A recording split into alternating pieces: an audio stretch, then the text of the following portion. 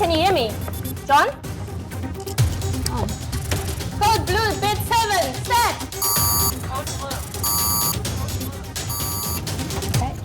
One of my jobs teaching the students as a learning facilitator is that the students will learn to be qualified nurses. They will go out and help keep us safe.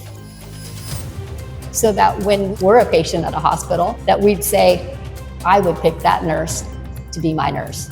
Like this one? If you can say that, you've got a well-trained nurse. Is he stable?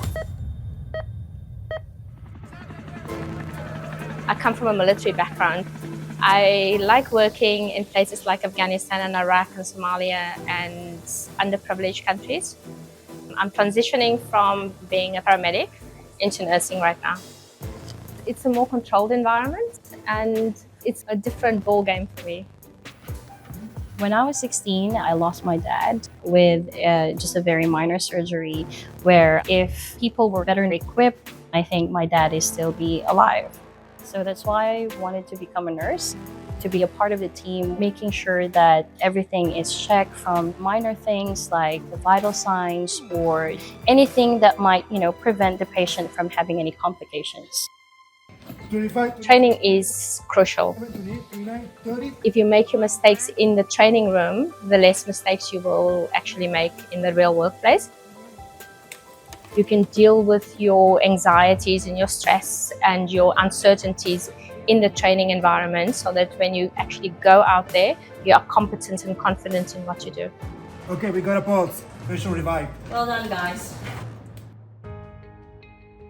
Torrens, they support the educator, so anything that we need, they make sure they provide it.